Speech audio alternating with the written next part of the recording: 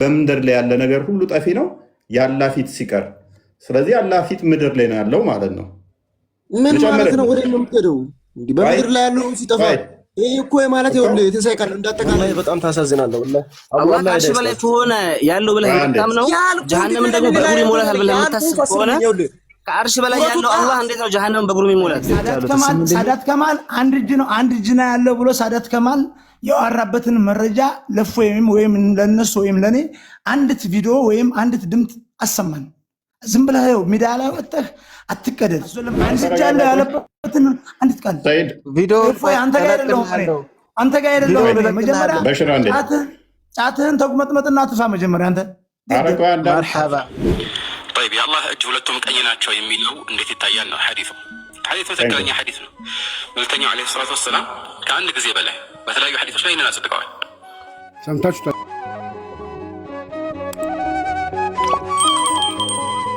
ነገራችን ላይ ማኑ ፈን የላገናው አህባሽ የሚባለው ግሩፕ የከሰረው ወላሂ የነሱ አቂዳ አንድ ውርቅ መሆን ያየሁት እኔ በቃ አብዛኛው ክርስቲያኖች ምናምን በቃ እነሱ ናቸው እነሱ ሳይኖሩ ምናምን ሲሉ በቃ የነሱ አቂዳ ኤክስ መሆኑ እዚህ ጋር ተረዳሁት። ምን አብዛኛው ክርስቲያኖች አሁን ይደግፏቸዋል አህባሾቹ ማለት ነው። ነባሮች ክርስቲያኖች ናቸው ሙስሊሞች ናቸው እናንተ ናችሁ ነባሮች ያራጅ ነው።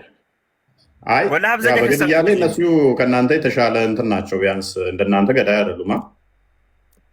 ገዳይ ምናምን አለ አንድ ወሃቢያ ሰው ወአለይኩም ሰላም ወራህመቱላሂ ወበረካቱ። ሰላም አለይኩም። አሁን ይኸውልህ እሱን ተውና ወደ ሪሱ እንግባ። ስማ አይታል ልጁን ሳበው እስቲ እፎይ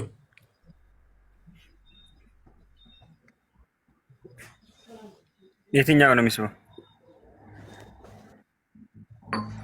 የቅድሙ ልጅ ሀሊማ ነው ማን ነው የሚለው? ተረጋጋ። ሲኒቀጥሉ እንዴት አለም እንደሚስበው ራሱ እየገባ ወሃቢያው አንዴ ስማ ወሃቢያው ርዕስ ሽፍት ማድረግ አይደለም እኮ ቀጣጥፎ ሲወርድ እኮ ነው። አሁን በሱ ቤት ይኸውልህ ከጎን ቆሞ ሞቷል። ፕሊስ ሚታርክ ሚታርክ ባክ ያ ወሃቢያው ቅድም ነብዩ ያላደረገውን ነገር ማድረግ ቢድዓ ነው ያልከው? ቢድዓ ነው። ስለዚህ ቁርአንን መሰብሰብ ቢድዓ ነው ማለት ነው? እንዴ ቁርአን መሰብሰብ ቢድዓ ነው ወይስ አይደለም ነው እያልኩ ያለው? ግልጽ አድርገዋ ጥያቄህን። ቁርአን መሰብሰብ ስትል እንዴት ነው? አዎ ለምሳሌ ቁርአንን መጀመሪያ ላይ ዚያድ በሚሰበስብበት ሰዓት ላይ ምንድነው ያለው? ነብዩ ያላደረጉትን ነገር እንዴት አርግ ትለኛለህ? ይሄን አርግ ከምትለኝ ተራራውን ሽፍት አርግ ወይም ደግሞ አነቃንቅ ብትለኝ ይሻለኛል ብሎ ነበር። ጥያቄ ግልጽ አልሆነልኝም። ቁርአንን መሰብሰብ ስትል እንዴት ነው መሰብሰብ ማለት? ነብዩ ያላደረጉትን ነገር ማድረግ ቢድዓ ነው አልክ።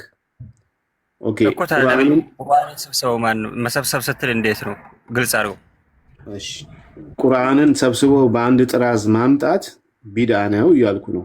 ቁርአንን መሰብሰብ ማለት ምን ማለት ግልጽ ነው። አማርኛ ተርሳራ በነብዩ ሰለላሁ ዐለይሂ ወሰለም ጊዜ ራሳቸው አለ ያስጣፉት ይሄን አያ እዛኛው አያ ላይ ሁሉንም አያ በስነ ስርዓት ነው የጻፈው በነብዩ ጊዜ ነው። አይ አላልኩም መጽሐፍ ሳይሆን መሰብሰብ። ለምሳሌ ዚያድ በእነሱ ጊዜ ነው አይደለም በእነሱ ጊዜ አይደለም የተሰበሰበው። ሳሂህ ቡኻሪ 4987 ላይ ማለት ወላሂ በእነሱ ጊዜ የተሰበሰበው እያንዳንዱ አንዴ እዛ ይሄ ሐዲስ የሳሂህ ቡኻሪ ውሸት ነው ማለት ነው። ዚያድ ምንድን ነው ያለው? አቡበከር እና ዑመር ሰብስበው አረባክ ስማኝ ቁርአንን ሰብስብ ብለው ሲሉት ምንድን ነው ያለው? ነብዩ መሐመድ ያላደረጉትን ነገር እንዴት አርግ ትለኛለህ? ይሄን አርግ ከምትለኝ ይሄን ተራራ አንቀሳቅስ ብትለኝ ይቀለኛል ብሎ ተናግሯል በሳሂህ ቡኻሪ 4987 ላይ ማለት ነው። ስለዚህ በዚህ ሐዲስ መሰረት ቁርአንን መሐመድ አልሰበሰበም ማለት ነው። የተሰበሰበው በዛው በነብዩ ሰለላሁ ዐለይሂ ወሰለም ጊዜ ነው። ሐዲሱን አትቀበልም? ሐዲሱን ነው እኔን ነው የምትቃወመው? እኔ አንተ እያልክ ያለው ሐዲስ ምናልባት የተሳሳተ እንትን ነው እንጂ ቁርአን የተሰበሰበው በዛው በነብዩ ሐዲሱ ተሳስቷል። ሳሂህ ቡኻሪ 4987 ላይ ተሳሳተ ሐዲስ አንበል ሊሆን ይችላል አንተ እንጂ ቁርአን የተሰበሰበው ሐዲሱ እንደዛ ነው የሚለው። ከፈተለ ሐዲሱ የሚለው ነብዩ መሐመድ ያላደረጉትን ነገር እኔን አድርግ እንዴት ትለኛለህ ነው። ቁርአንን ነብዩ አልሰበሰቡም፣ እኔ ነኝ የሰበሰብኩት። ለመጀመሪያ ጊዜ የሰበሰበው በአቡበከር ጊዜ ዚያድ ኢብን ጠቢት ነው። ስለዚህ ነብዩ ያላደረጉትን ነገር ማድረግ ቢድዓ ከሆነ ቁርአንን መሰብሰብ ቢድዓ ነው እያልኩ ነው። ከፈለክ አዲሱ ተፈተነ ማለት ነው። ቁርአን የተሰበሰበው ነብዩ ሰለላሁ ዐለይሂ ወሰለም ባሉበት ዘመን ጊዜ ነው። እንደውም ይሄንን የቁርአን አያ አሁን ላይ አላቆም እንጂ በትክክል አታቆም። በቃ የማታውቀውን ነገር ነው የምታወራው። የማታውቀውን ነገር አታውራ። ለመጀመሪያ ጊዜ ቁርአን የተሰበሰበው በአቡበከር ጊዜ እንጂ በመሐመድ ጊዜ አይደለም። ኦኬ፣ በአቡበከር ጊዜ አለ። አንተ ዝም ብለህ እንትን አትበል። ወላሂ አይደለም። እስቲ ማስረጃ አምጣ። እንግዲህ በነብዩ ጊዜ መሰብሰቡ ማስረጃ አምጣ። እሺ፣ ተመልሼ በገባ ታስገቡኛላችሁ። ወላሂ እመጣልሃለሁ። ችግር የለም። እዚህ ላይ ማለት ነው። ውረድና ይዘና ችግር የለም። አየሽ፣ እሺ፣ ወደ ርዕሳችሁ ተመለሱ። ችግር የለም። ሰላም አለይኩም። እስኪ እዚህ ጋር አንዴ ትንሽ ልበል ይቅርታ ጋራ። ኦኬ፣ ቶፒኩ ላይ ግባና አላጆች አሉት ብለህ ታምናለህ?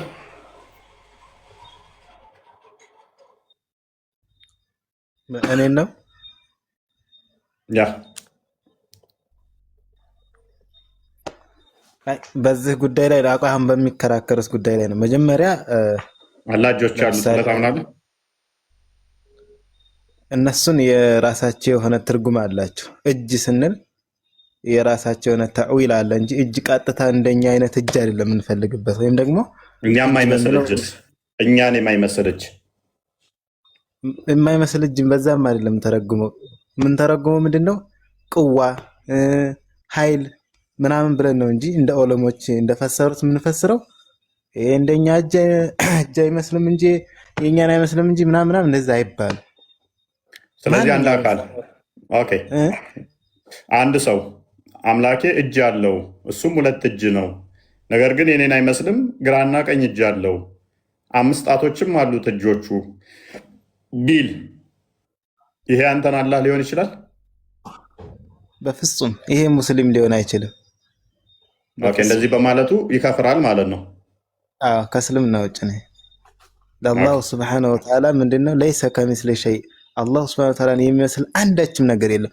እነዚህ ለምሳሌ በሰው ኃይል ለምሳሌ እነዚህ በክፍለ አካል ተጠሩ የሚመጡት ነገራቶች ታዊል አላቸው፣ ራሳቸው ትርጉም አላቸው።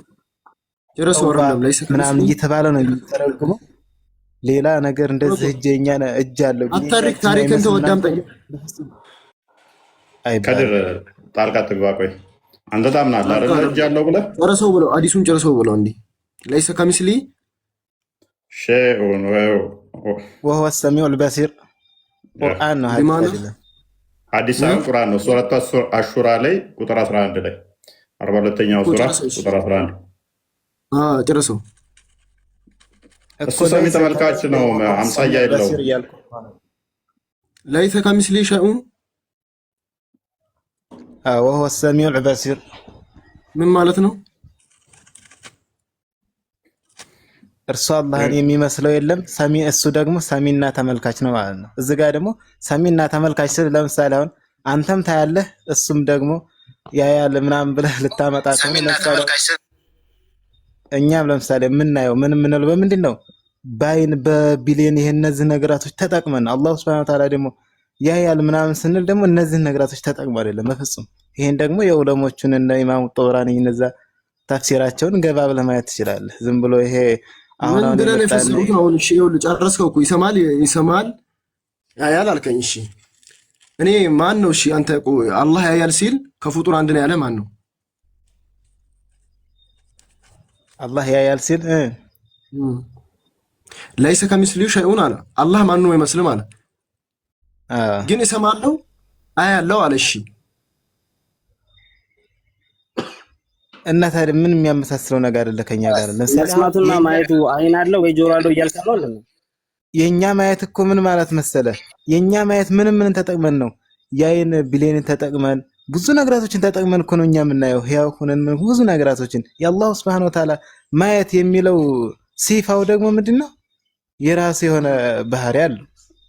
የራሱ እይታ አለው ማለት ነው። የራሱ የሆነ እይታ አለው። ችግሩ ምን መሰለህ ከድር፣ አንተ እጅ አለው ብለህ ታምናለህ?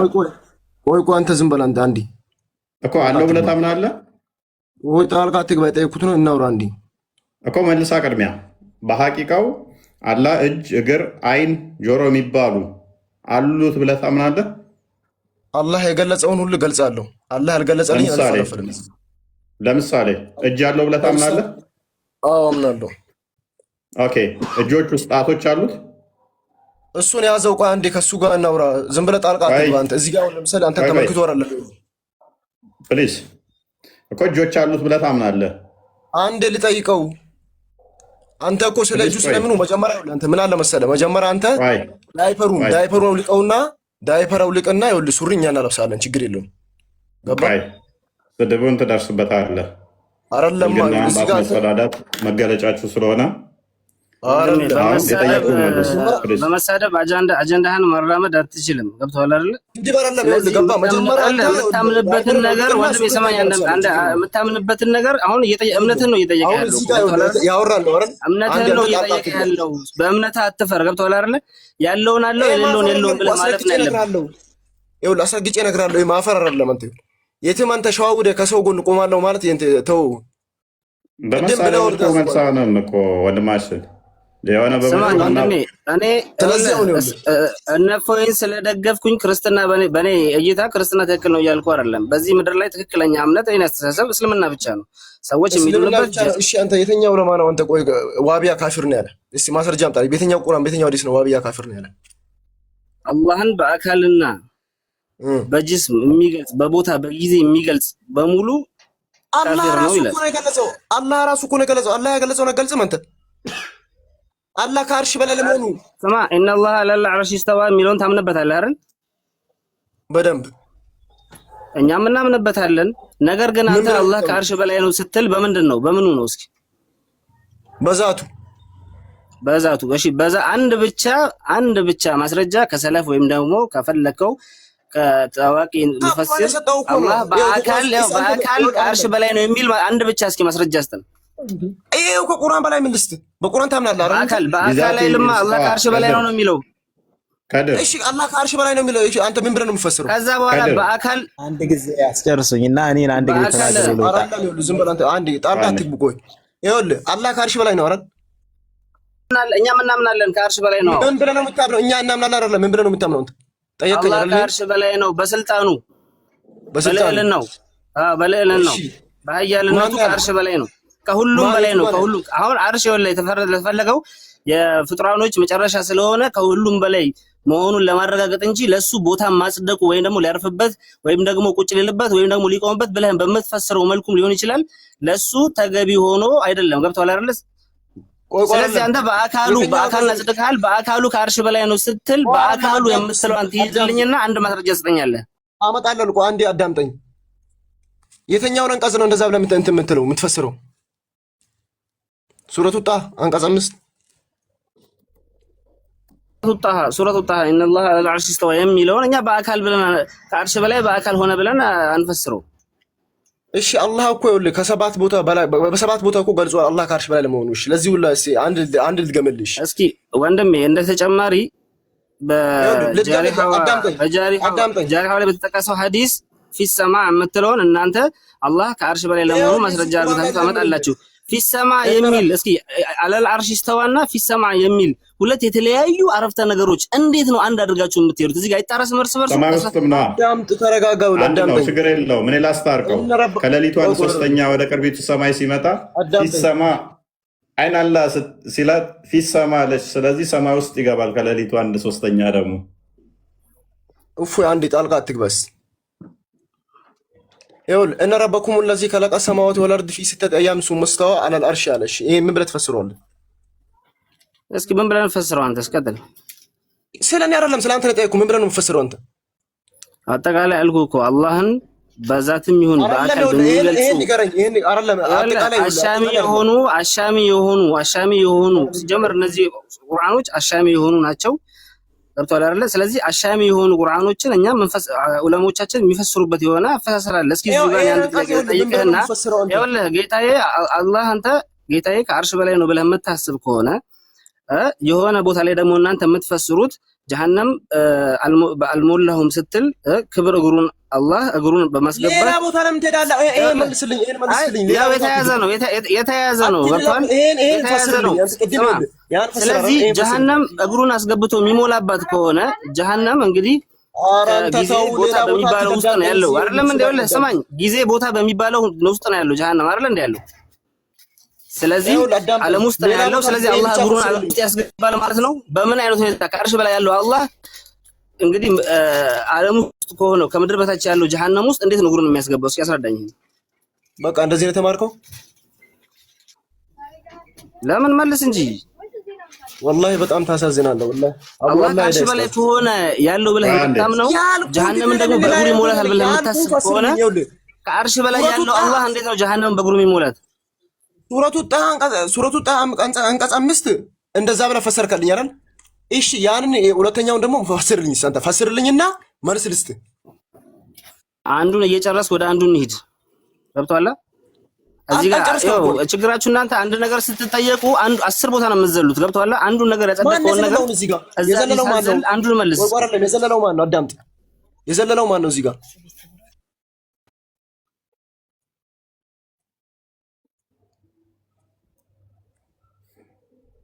ተንጠልጥለህ እኮ ሰው ላይ ከመቀመጥ በፊት መጀመሪያ አዳምጥ። እስኪ ቁርአን ሐዲስ አንብብ እስኪ። ስሜትን አትከተል። ወላሂ ምንም የሚፈጠር ጉዳይ የለም እዚህ ጋር። እሺ አዳምጥ። አይ አላህ ከደም ስራችሁ በላይ ቅርብ ነው የሚለውን እንዴት ትፈስረዋለህ? በእውቀቱ ነው።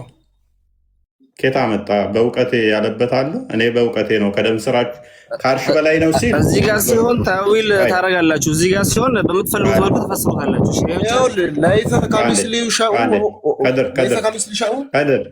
ሁወ ሰሚዑል በሲር። አላህ ማንንም አይመስልም። ይሰማል፣ ይመልከታል። ግዴታ አላህ እጅ አለው ስንል ከኛ እጅ እናመሳስለው።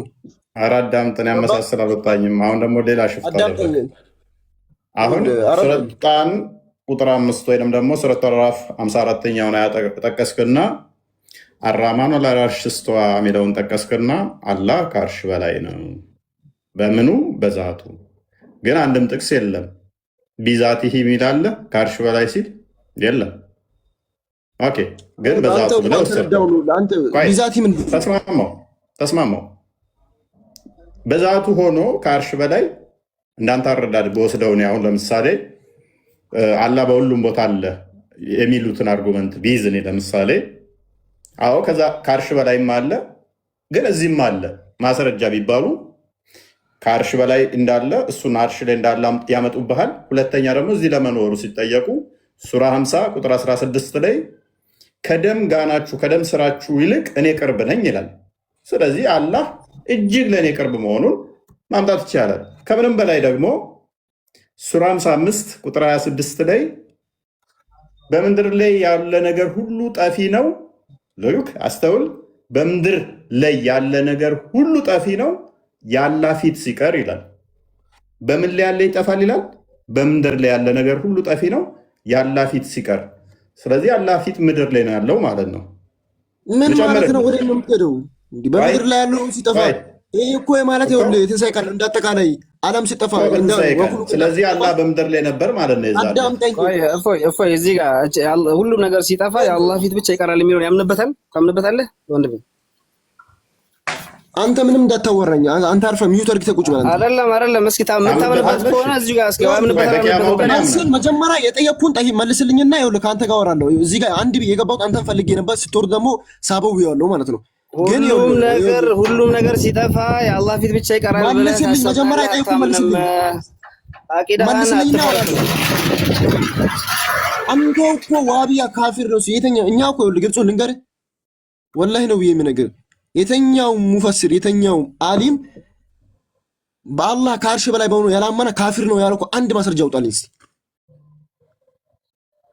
እስኪ አውጣልኝ አንድ ማስረጃ። በስሜት ለምን ትከተላለህ? ስሜት ለምን ትከተላለህ? ይሄን አንብብና አስረዳን።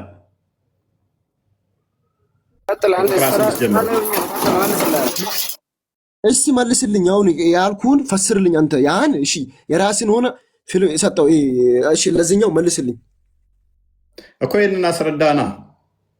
ምንድነው ማስረዳ? ሁሉ ነገር ጠፊ ነው የአላህ ፊት ሲቀር ይላል አይደለ? በእርሷ ላይ በምድር ላይ ያለ ሁሉ ጠፊ ነው። ከፍ አድርገው። የልቅናና የልግስና ባለቤት የሆነው የጌታ ፊት ይቀራል ይላል አይደለ? ስለዚህ በምድር ላይ ያለ ነገር ሁሉ ይጠፋል። የማን ነው የሚቀረው? ግን ታምናለህ አንተ? መጀመሪያ ታምንበታለህ? የማን ነው የሚቀረው? የማን ፊት ይቀራል?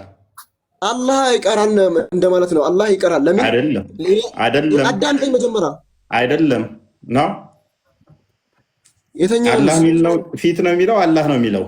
ወጅ ምንድን ነው? ወጅ ነው እንደ አላህ ወጅ የአላህ ፊት ይቀራል ማለት ታዲያ ግዴታ አንተ ፊቱ ብቻ ይቀራል ነው እንዴ? አንተ ማን ያለ? ምክንያቱም ቆይ ፊት ስትል አላህ እግር አለው ስትል እግሩን ፊት እያልክ ነው ወይንስ በሐቂቃው እግር ነው እግር እያልክ ያለው? ለአላህ እጅ ስትል አላህ በገለጸበት ይገኛል። ቆይ አላህ እግሩን ገሃነም ይከታል ወይንም ደግሞ በገሃነም ላይ ይጭናል ቡሃሪ 48 ላይ ስትል ሞላሽ ወይ ብሎ በሚጠይቃት ጊዜ ፊቱን ነው ገሃነም ላይ የሚጭነው ወይንስ እግሩን?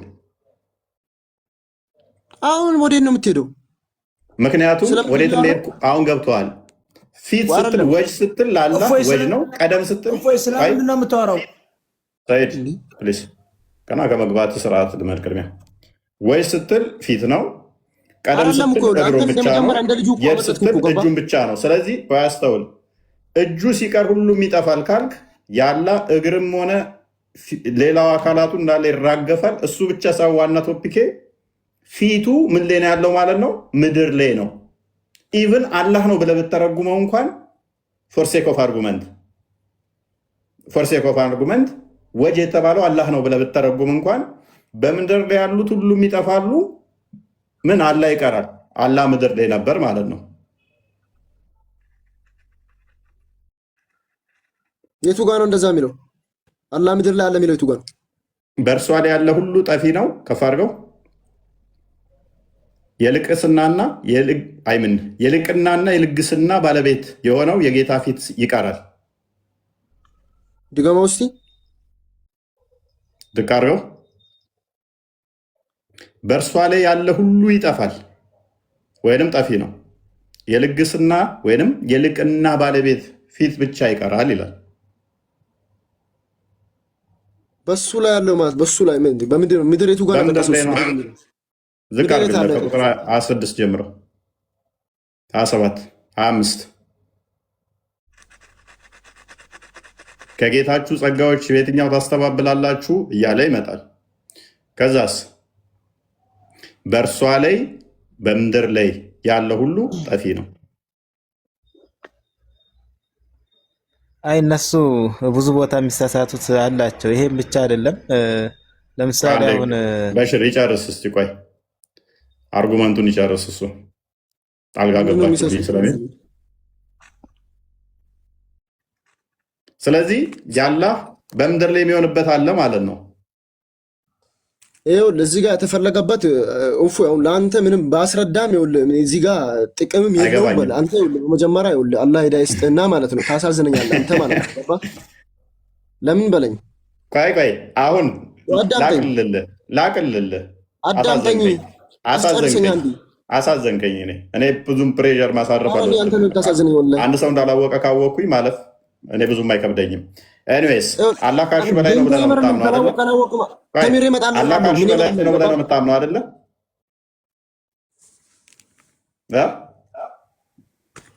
ምን አልከኝ? አላህ ከአርሽ በላይ ነው ብለህ ነው የምታምነው ወይንስ ወደዚህ ዞር አላህ አለ? አሁን እኮ ይኸውልህ አንተ ምንም እዛው ወደዚህ ገደል ገደል መሄድ አያስፈልግም እኮ ይኸውልህ አሁን አላህ ይሄን ያለው አሁን እሺ አላህ ይሄን ያለው አላህ በገለጸው እናምናለን እኮ። የት ከአርሽ በላይ ነው አላህ። ኦኬ እንደዚህ ብዙ ወር አላህን ላገኘው እችላለሁ ወደዚህም ወይንስ ወደ ላይ ነው አርሽ?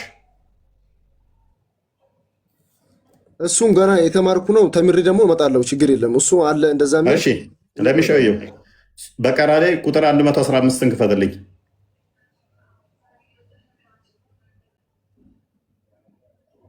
መቶ 15 በቀራ። አሁን ይኸውልህ እኔ አንድ ነገር ለምታዳምጠኝ እችን አንብባት እስቲ። አዳምጠኛ እችን ክፍል አንብባት። ስለምንድን ነው የማነበው? አንብቦ ምስራቁም ምዕራቡም በደንብ አስተውል። አንተ ከአርሽ በላይ ነው ብለኸኛል። ምስራቁም ምዕራቡም ያላህ ነው። ወዴትም ብትዞሩ ያላህ ፊት እዚያ ነው ይላል። ቅድም ፊት ወጅ ሚለው አላህ ራሱ ነው ብለኸኛል። ይኸውልህ እኮ አንተ ግዴታ እንደ ሰው መሳል የለብህም።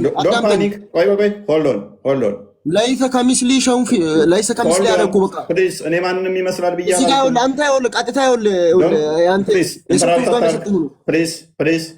ፕሊዝ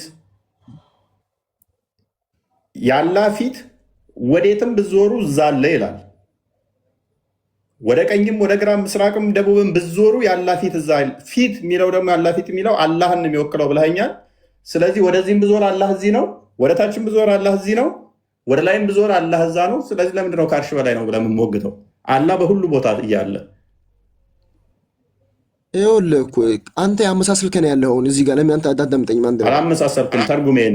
ተርጉሜ ካላመሳሰልክ ደግሞ ሰው ይመስላል ወይንም ዝንጀሮ ይመስላል ብዬ በፍጹም አልወጣኝም። ወይንም ከሌን ይመስላል አልወጣኝም። ይህንን ክፍል ነው ያነበብኩት። ምን ብለን አነበብኩት? ይህን ክፍል አርጉመንቱ ከብዶሃል። በቃ ልለፍህ። ሰዓት እኮ እየገደለብን ነው። ልጅ መሆናችን ነው። ወደ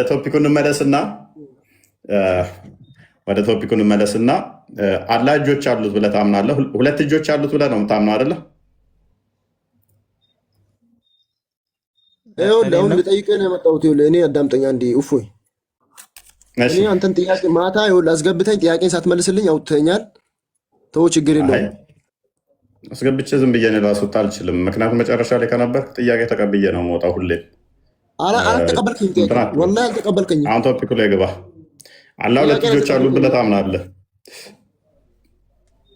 አይደለ? አምናለሁ አልኩህ እኮ አላህ እጅ አለው ብዬ አምናለሁ። አዎ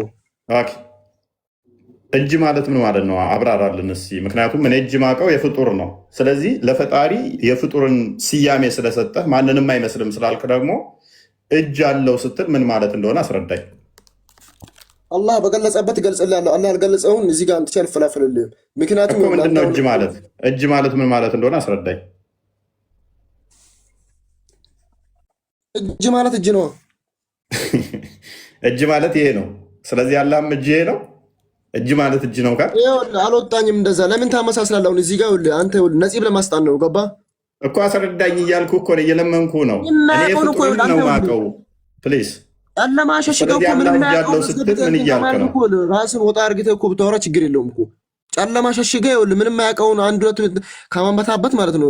ወጣ ብለህ አንተ ወንድ ከሆንክ ተፋለም። በቃ ገባ ተሸሽገው። አሁን እኮ ጭራሽ ሰዓትንም ቀየርኩ። እስከ 6 ሰዓት አረካት። ሳታመሳስል እስኪ እጅን አስረዳን። እጅ ማለት ሳታመሳስል አስረዳን። አንተ ከፍጥረት ጋር ሳታመሳስለው እጅ ማለት ምን ማለት ነው የሚለውን አስረዳን እስኪ። ራስ ሳታመሳስል ማለት ነው። እንስማ እስኪ። በስያሜ እኮ አመሳሰለው። ያንን እኮ እንዴት እንደማሳየት ነው።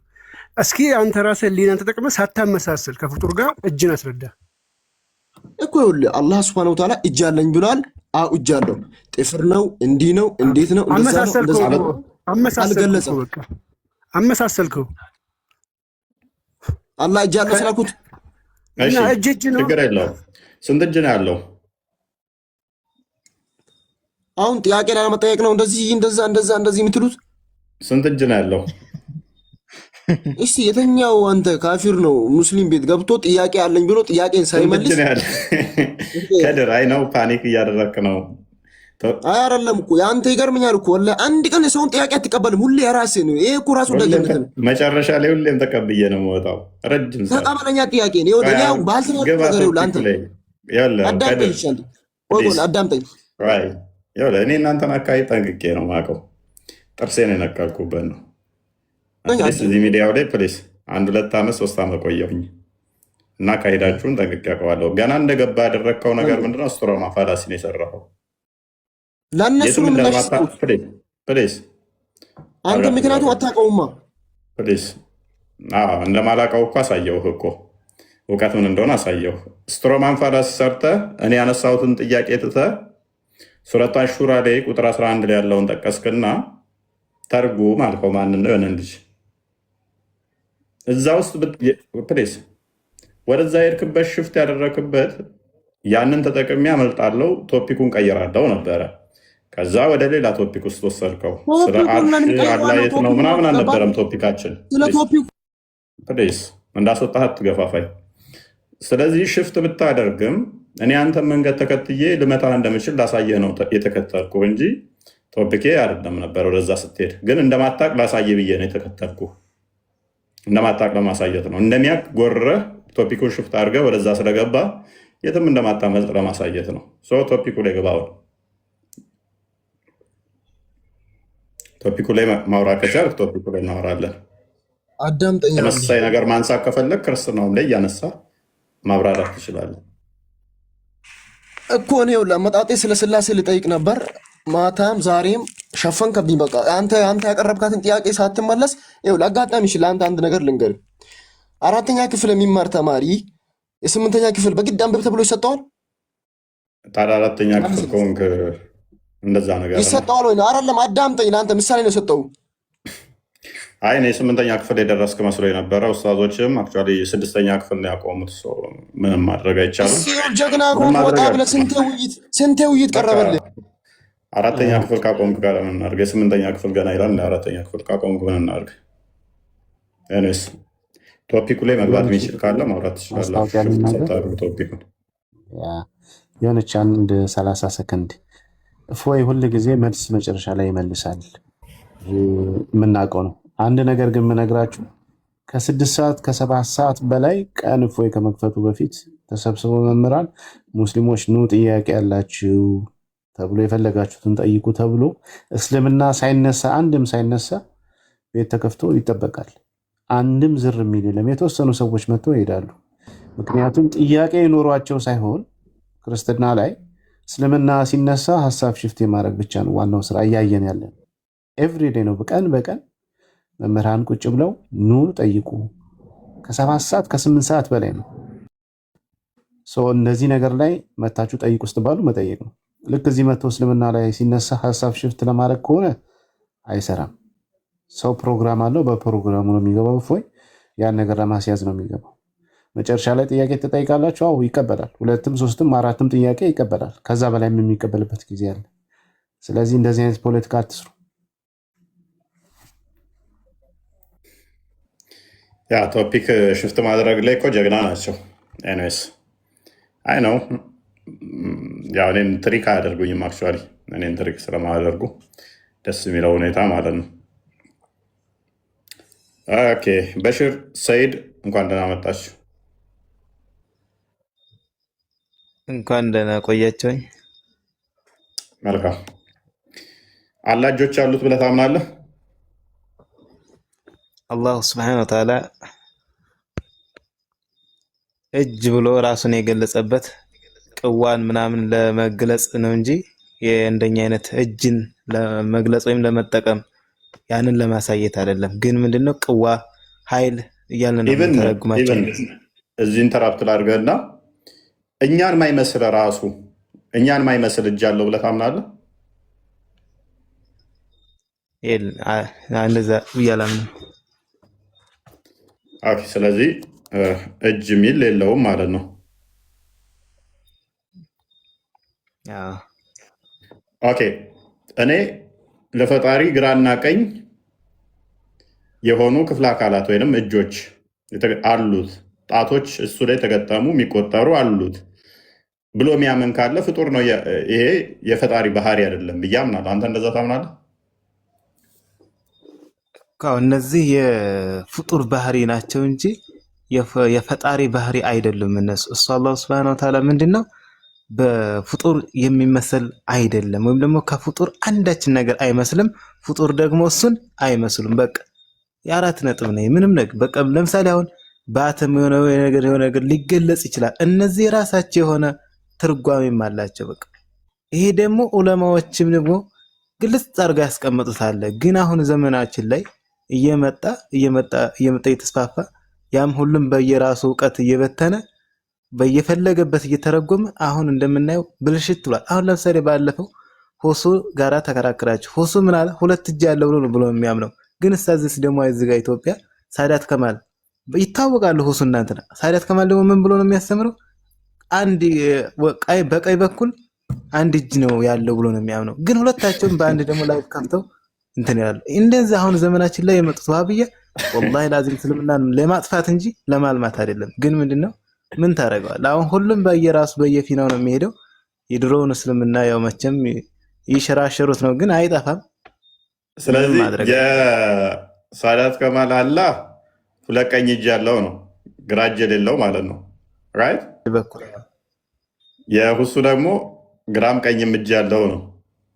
በቃ አይ ግን በጣም ይዋደዳሉ። ለሞደ አቂዳቸው ግን ምንድነው አንድ አይደለም በፍጹም ማለት በፍጹም። ግን ይሄን ደግሞ ዑለማዎች ደግሞ ቁጭ ብለው ስንት ዓመት የደከሙበትን ዛሬ መተው በትንትኑን ሲያወጡ ወላሂ ሐቂቃ በጣም ያሳዝናል። ግን አሁን መተው ደግሞ ቡር እያለ አላህ የገለጸውን እና ጸድቃለን ምን ይላል። ሱብሃንአላህ በፍጹም አላህና ምንም አላወቁት። ያልተገናኘ አሻንጉሊት ነው ወላሂ ላዝም እያመለኩ ያሉት ቢያውቁት ኖሮ ማለት። ግን ምንድነው ያ ሲነካባቸው ደግሞ ቡር ነው የሚሉት። አይወዱ ሰው የልቡን ሲነግሩት ያኮለኮሉት ያል ይስቃል ይባላል። ለምንድነው የሚናደዱት ዋህብያዎች? ሃይማኖታቸውን ለመመለስ የራሳቸውን በስርዓት አይመልሱም። ቶሎ ብለው እንደዚህ ተብሎ እንደዚህ ብለው ወይ ወደ ስድብ ነው ወደ ቁጣ የሚሄዱት። እና ሰው እምነቱን ነው ቅድሚያ ማስረዳት፣ ከዛ በኋላ አይ እናንተ ጋር እንዲህ ያለ እኛው እንደዛ ብሎ ማስረዳት ይቻላል። ለምን ይበሳጩት? ከአንድ አሊም ጋር በቃ ኑ እንዋይ ወላ ሁስሙን ወላ ጥሪ ያልተደረገለት የለም። በቃ በፍጹም አየት ትናንሾቹ መጥተው ይገባሉ። እሺ መጽሐፉን ወይም ደግሞ እንደዚህ ብሎ የተረጎመውን ግለጽ ሲባል በቃ የለም ወይ ዝም ብሎ የሆነ መሸወድ በቃ ምናምን በቃ እናንተ እንደዚህ መውሊድ እኮ ማለት ብትተወው ብትሰረው ምንም አንተን የሚጎዳህ ነገር አይደለም እኮ። መውሊድ ማለት ነብያችንን ወደህ እነሱ የተወለዱበትን ቀን ይሄን ቀን በዚህ ቀን የመጡት እነሱ በቃ የተወለዱበት ቀን ነው በቃ ብለህ ተደስተህ ማሳለፍ ነው። በእነሱ ላይ ሰላዋት አውርደህ ብትወውሳ አንተ ትጎዳለህ እንጂ እንትናትን ምንም ነገር አትሆንም። ግን ምንድነው ይሄ ዋናው መሰረቱ ምንድነው? አላህ Subhanahu Wa Ta'ala ላይ አላህ እሱ አላህ የሚባለው እሱ ማን ነው? በቃ ፍጥረታት ሳይኖር እሱ የነበረ በቃ ከፍጥረታት ግራና ቀኝ ካለው እኮ ፍጥረት ሳይኖር የለም ማለት ነበር ማለት አይቻልም። ምክንያቱም ግራና ቀኝ ፍጡር ናቸው አይደለ? ዳይሬክት አቅጣጫ ስለሆነ ስለዚህ አላህ ግራና ቀኝ አለው ካልን ስለዚህ ፍጡራን ከሆኑ ግራና ቀኝ ወንድሜ ፈቃድልኝና እሱ ጋር መነጋገር እፈልጋለሁ። እኔ አንድ ደቂቃ ብቻ ለሱ ቅድሚያ አንተ አላህ ግራና ቀኝ እጅ አለው ብለህ ታምናለህ?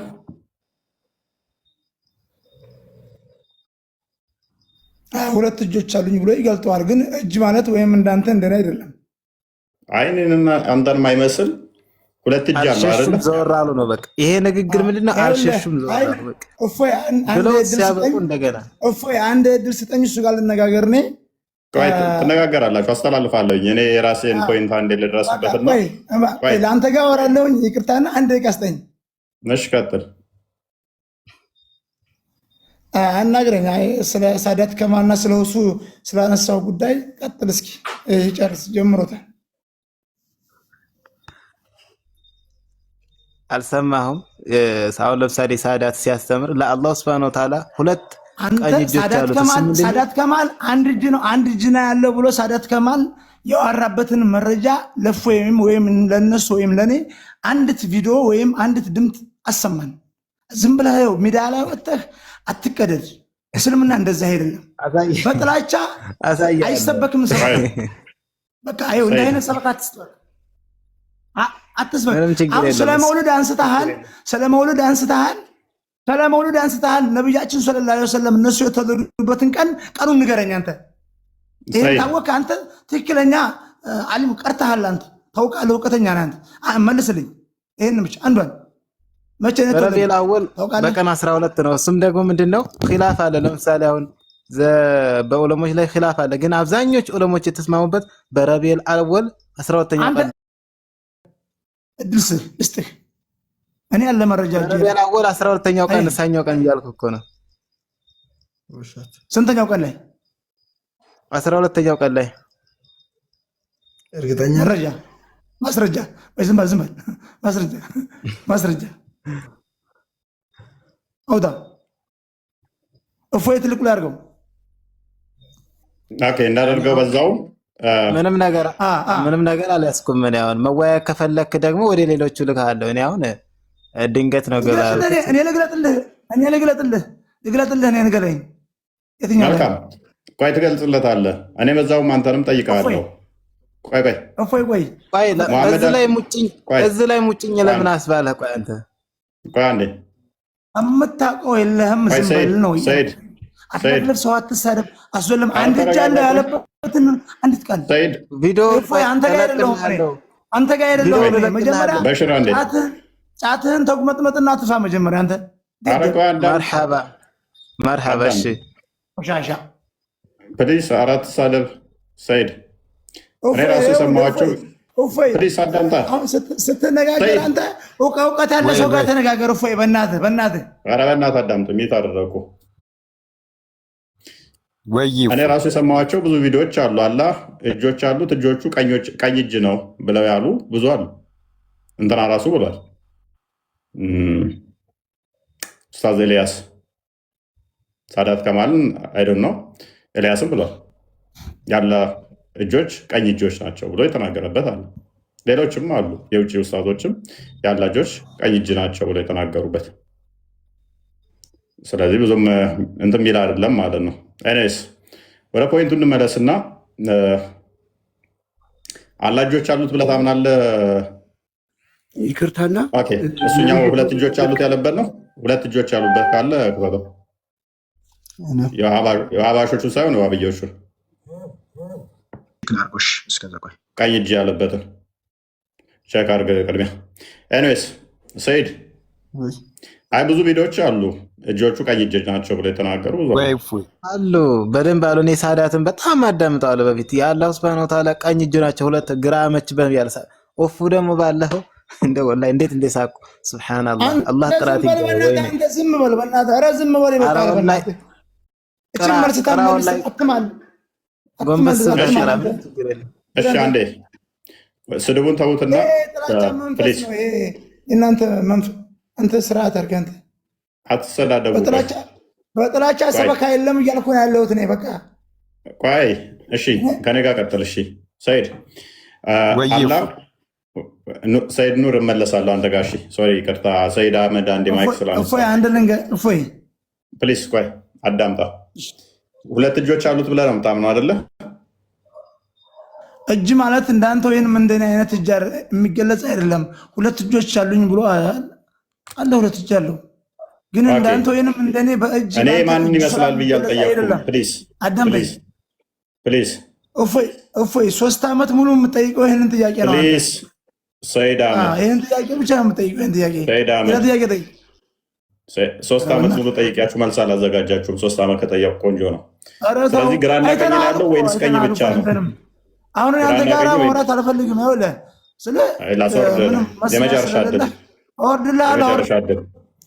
የመጨረሻ እድል ነው የምሰጥህ። ትልቅ ሰው ትመስላለህ። ሜይ ቢ ሼክ ትሆናለህ። የዋብዮች ሼክ ልትሆን ትችላለህ። ድምፅህ እንደዛ ስለሆነ ዋብዮች እንደዚህ ናቸው። መልስ ስለሌላቸው ማለቃቀስ ነው ስራቸው፣ ወይም መሳደብ ነው። ከዛ በኋላ የተጠየቀው ዝም ብለህ የጥላቻ መንፈስ እነሱ ጋር እኛ ጋር እንትን ስለሌላቸው አባሽ እያስገባ ሰው አትሳደብ። እፎይ እውቀት ያለው ሰው ጋር ተወያይ። በቃ እያልኩ ያለሁት በቃ ዋብያዎች እንደዚህ ናቸው። ከማለቃቀስ ሀድሙል ዋሃብያ የሚል ግሩፕ ላይ ብቅ በል እስኪ። ወላሂ ላዚም ጉዲህ ፈላ ነበር። ቆሻሻ ፖይንቷ ላይ ብቻ አድርጋው። ቀኝ እጅ ያለው እንትን እጅ የሚለውን ረጅም ቪዲዮ እንዳታደርገው። እኔስ ቪዲዮ የዘጋብና የሚናገረውን ስሙት ማለት ነው። ጠይብ የአላህ እጅ ሁለቱም ቀኝ ናቸው የሚለው እንዴት ይታያል ነው ሐዲሱ። ሐዲሱ ትክክለኛ ሐዲስ ነው። መልእክተኛው ዓለይሂ ሰላቱ ወሰላም ከአንድ ጊዜ በላይ በተለያዩ ሐዲሶች ላይ ይህንን አጽድቀዋል። ሰምታችሁታል አይደል? ሐዲሱ ትክክለኛ ሐዲስ ነው። ከአንድ ጊዜ በላይ አጽድቀዋል። ኦራይት። ስለዚህ የእንትና የተናገረው ቀኝ እጅ ነው ያለው አላህ በዋብዮች ይታመናል እኮ ብዙ ቦታ ላይ ብዙ አዲስ እንትኖች ሼኮች ተናግረዋል። ዋና ፖይንታችን ምንድነው የሚያለቃቅስብን? አለ ስድብ አታውቅም እንዴ? ድምፁ ትልቅ ሰው ነው። የትልቅ ኡስታዝ ድምፅ ነው ድምፁ። ዋብዮች በተቻላችሁ መጠን ጭንቅላታችሁን ሲያሰሩት 21ኛው ክፍለ ዘመን ላይ ነው ያለነው እና ብልግናን ቀነስ አድርጉ። ሰይድ ኑር ቀጥል። እኔ ለመማር ነው የመጣው፣ ጥያቄ የለኝም። ኦኬ አላህ እጅ አለው ምናምን የሚለውን እንዴት ታየዋለህ አንተ? ያው አላህ እጅ ያለው የሚለው ቁርአን ላይ ተጠቅሷል። እንግዲህ ያው እጅ ማለት እንደኛ እጅ አይደለም። እኛንም ባይመስል እንኳን ግራና ቀኝ እጅ ያለው ብለህ ታምናለህ? አላምንም። ኦኬ ግራና ቀኝ ካለው ፍጡር ነው ማለት ነው። ምክንያቱም ግራና ቀኝ የተፈጠረ ዳይሬክሽን አቅጣጫ ስለሆነ፣ ስለዚህ ፍጥረት የሚያካብበው ከሆነ እሱ ፍጡር ነው የሚሆነው። ምክንያቱም ፍጥረት ሳይኖር ግራና ቀኝ ሳይኖር እጁ የለም ማለት ነው። ግራና ቀኝ ከተባለ አቅጣጫ ስለሆነ ማለት ነው። ይሄ ደግሞ ግራና ቀኝ አለ ማለት ቀኙ ያለበት ግራው የሌለበት አለ ማለት ነው። ግራው ያሌለበት ደግሞ ቀኙ ያለበት አለ ማለት ነው። ይሄ ደግሞ ለፍጡራን የሚነገር እንጂ ለፈጣሪ የሚነገር አይደለም። ፈጣሪ በዚህ ከገለጻችሁት ፍጡር ነው እያላችሁ ነው። በነገራችን ላይ እዚህኛው ሼህ ኤልያስ ማለት የሚታወቅ በጣም ትልቅ አሊም ነው። ሲያስቀምጥ አላህ ቀኝ ተብሎ እንደሚነገርለት ሲያስረዳ ከአራህማን ከአላህ በቀኝ በኩል መልእክተኛው መሐመድ ይቀመጣል ብሎ እዚህ ቪዲዮ ላይ ያብራራል። ማሰማት ካለብን ማሰማት እንችላለን። በቀኝ በኩል ነው የሚለው። ኢማጂን በቀኝ በኩል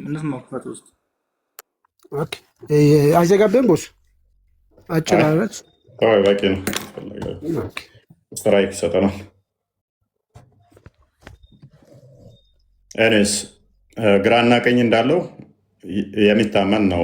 በእንትን ቀንም ደግሞ አላህ ሙሐመድን ያስቀምጠዋል በቀኝ ተብሎ ይታመናል። ሱብሓነላህ ወላሂ ጉዳቸው አልኩም። መውሊድ አክብሩልኝ ብለዋል ነቢያችን። መውሊድ ላይ ነው እንዴ? አላህን ተወውን። ከአላህና ከመውሊድ የትኛውን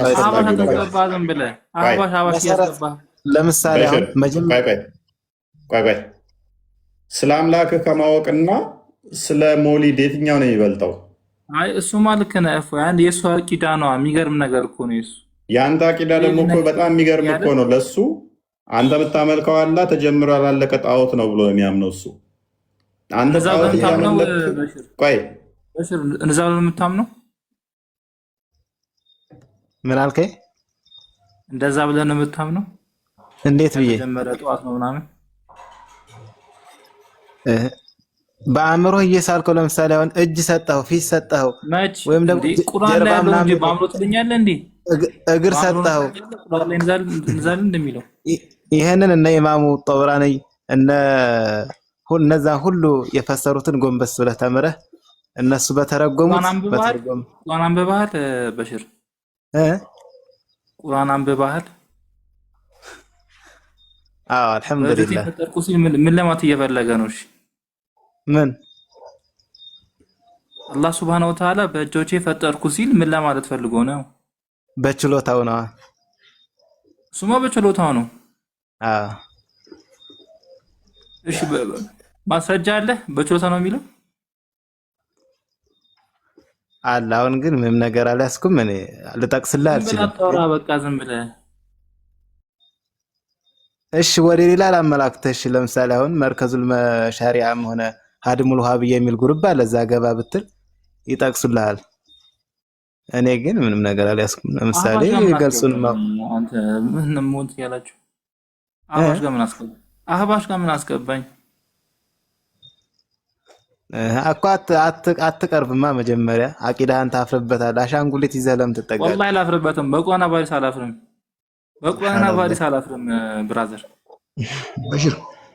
በሽር አለክ አለ የኛው በሽር። እሺ በሽር የታችኛውን አንተ ብላክ ያረከው አንተ አላህ ፈጠረ ስትል በምንድን ነው? እሱ በችሎታ አላ አንተ በምኑ ነው ፈጠረ የምትለው?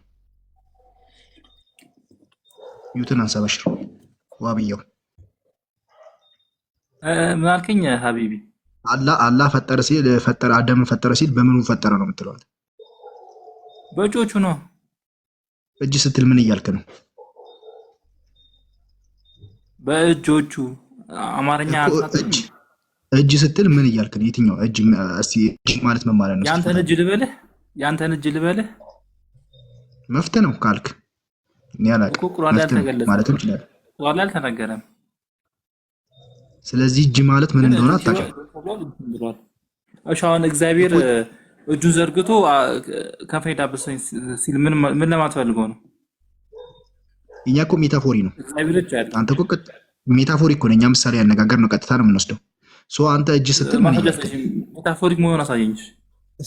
የኛ አስተምሮ እየነገርኩ እኮ ነው። ማስረጃ ትለኛለህ? እንደ አስተምሮዬን እየነገርኩ ነው እኮ ሜታፎሪክ ነው። ማስረጃ አስተኝ አላህ እግዚአብሔር ነው ትቀበላለህ? እግዚአብሔር እጁን ዘርግቶ ከንፈሬ ዳበሰኝ ይላል። ምን ለማለት የኛን አይተህ ነው? በእኛ መሰረት እጁ ሲዘረጋ ሜታፎሪክ ነው። እኛ በምንለው መልኩ ካስረዳነህ ትቀበለዋለህ? እስቲ ከአብዩ ጋር ጨርስ። አይ አመሳሰልከው። አሁን ለምሳሌ እጁን ዘረጋ ጣዖት ነው ብላችሁ የምትሰድቡትን እምነት ቆይ አንዴ፣ ዳዊት ይሰማል? የኔ አይሰማም እንዴ? ጣዖት አንተ ነህ እባክህ። ትሰማለህ? ዴቭ እኔ አላልኩም። ይሳደብኩ አይደለም። በነገራችን ላይ ከሰማኸኝ እጁን ዘረጋ ሲል ሜታፎሪክ ነው። እኛ ኃይሉን ለመግለጽ ነው እንጂ ሊትራል ቦዲ ያለው እንዴት ነው የሚዘረጋው? ኃይሉን ይዘረጋል? የለውም፣ እንደዛ የለውም እኮ አንተ አላህ ይታያል ኃይሉን ይዘረጋል። ለአንተ እንዲገባ ሜታፎሪክ በሆነ መንገድ የተገለጸ ነው። እኛ እንደዛ ነው የምንረዳው። ቁርአን ውስጥ ራሱ እዚህ ከጎን ያሉት እኛ የምንረዳው ማለት እጅ ሲል በቃ አልተገለጠም፣ ግን እጅ ተብሏል። በቃ አለቀ። ኦኬ ይታያል። የእግዚአብሔር እጅ ይታያል። እኛ ፈጣሪ እግዚአብሔር ማንንም ሊያየው አይችልም። ክርስቶስ ራሱ በሙሉ ማንም አላየውም። ኦኬ አታዩትም? ወደፊት ኢንሻአላህ እናያለን። ስለዚህ የሚታይ ነው። አሁን ለጊዜው ነው እንጂ የሚታይ አካል ነው ማለት ነው። ቴንክ ዩ እናመሰግናለን። እኛ መቼም ቢሆን ማንም አያየውም አልኩ እኮ ብሮ። አታየውም? ማንም አያየውም። እንኳን ክርስቶስ በስጋ ተገልጦ ራሱ ከነሙሉ መለኮቱ ማንም ሊቀርበው ሊያየው በማይችል ብርሃን አናየውም። እግዚአብሔር መቼም ማንም አያየውም።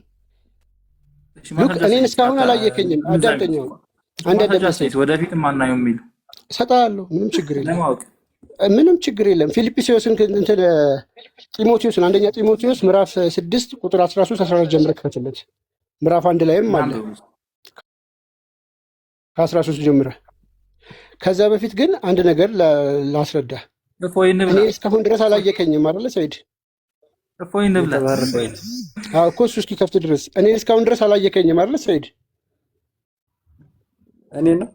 እኔ ራሴ ሰይድ ነው የሚያወራኝ ወይስ በሽር ነው? ሶሪ በሽር ነው ያወራ። ኦኬ በሽር እሺ። እኔን እስካሁን ድረስ አላየከኝም አይደለ? ምን ታደርግልኛለህ? አይቼ አላየሁም። ኦኬ ሁቺስ በፈለኩ ሰዓት ደግሞ ልታየኝ ትችላለህ። አሁን በቪዲዮ በወጣ ታየኛለህ። አሁን ወደ ማሳጃው በእናትህ ዳዊት እኮ ሄዳለሁ። አላህም ደግሞ ልክ እንደዛው አሁን አላየከውም። የውመል ቂያማ ግን ይታያል። የሚታይ ቦዲ ያለው አካል ነው። እናመሰግናለን። አንብብለት ከ15 እና 16 አካባቢ ከ14 ጀምረህ አንደኛ ጢሞቴዎስን። እሺ አንደኛ ጢሞቴዎስ ምዕራፍ 6 ላይ እንደዚህ ይላል። ስማ ቁጥር 16 ላይ መላክ ይፈይ አውራኝ ቁጥር 16 ቁጥር 16 14 15 16 ያ ከ15 እሺ ከዚህ ላንብብልህ። ስማ በደንብ በሽር፣ የኛ አስተምሮ ከዚህ ተማር። አንድ አይደለም፣ እርሱም ብቻውን የማይሞት ነው። እርሱ ብቻውን የማይሞት ነው። ማንም ሊቀርበው በማይችል ብርሃን ውስጥ ይኖራል። ማን? እኛ የምናመልከው አምላክ። አንድ ሰው እንኳን አላየውም፣ ታይቶ በፊትም አልታየም፣ አሁንም አልታየም፣ ወደፊትም አይታይም፣ ሊያዩም አይችልም።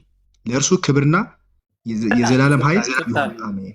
ወደፊት የሚለው አለ ስለሳይ ያው ማን አይችልም። አንድ ሰው እንኳን አላየውም፣ አሁን ላይ ማንም አየው። ወደፊት የሚለው እኮ ወደፊትን እኮ ነው። አላየውም ሊያየውም አይችልም እኮ እያለ ነው።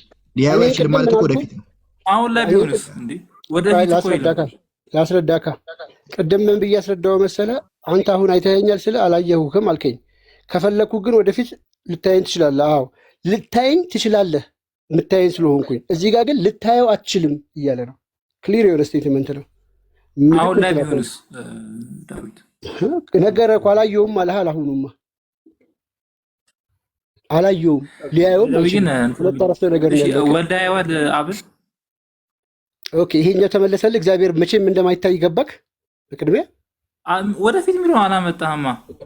ወደፊት የሚለውን እንኳን አላመጣሽልኝም ፓፓ። ኦኬ እሺ ተው ቆይ። እርሱ ብቻ የማይሞት ማንም ሊቀርበው በማይችል ብርሃን ይኖራል አለ። አንድ ሰው እንኳን አላየውም ሲል መቼ ነው? አሁን ላይ። ኦኬ ሊያየውም አይችልም ሲልስ? አሁን ላይ። ዋት ዱ ዩ ሚን? በምንኛ አላህን ከዚህ በኋላ አንድ ሰው ሊያየው አይችልም?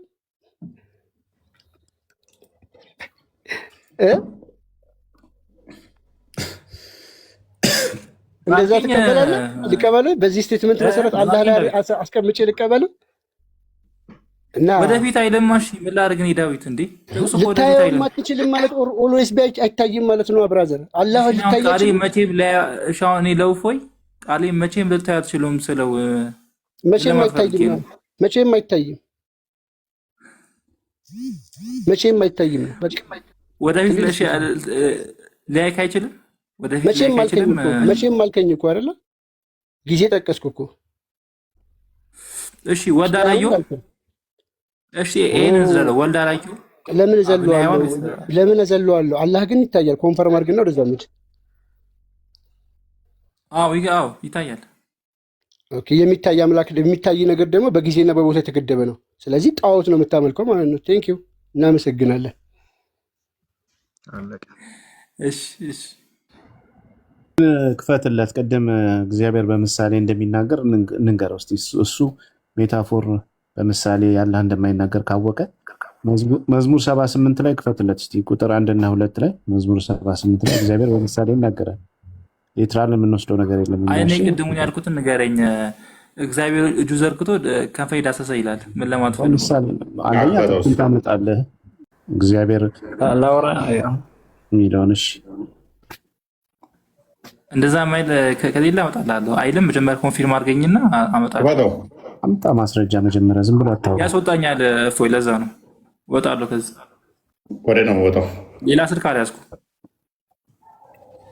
ኮጥፈራ ልውረድና ልግባ። እንደዛ ነው።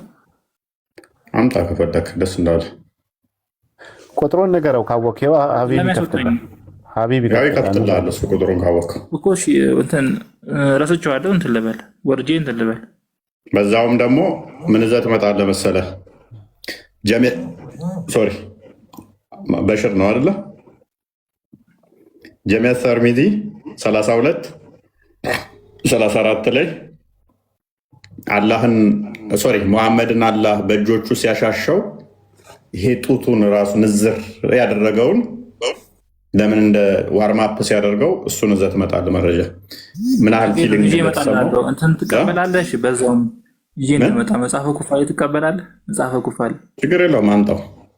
ትቀበላለህ መጀመሪያ ወይ አምጣው፣ ችግር የለውም አልኩህ።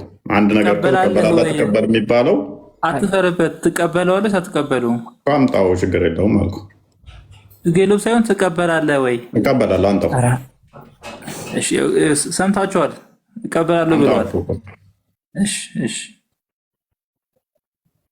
ሐዲስ ላይ ራሱ የሆነ ነገር ላምጣ ትቀበላለህ እንዴ ብትለኝ፣ አዎ አምጣው እቀበላለሁ ልልህ። መጽሐፈ ኩፋሌ ምዕራፍ 10 ቁጥር 2 ክፈትለት ሀቢቢ። እቀበላለሁ ብለዋል። መጽሐፈ ኩፋሌ ምዕራፍ 14 ቁጥር 2 ኦኬ፣ ክፈትለት። መጽሐፈ ኩፋሌ የለም እንትን ልበለው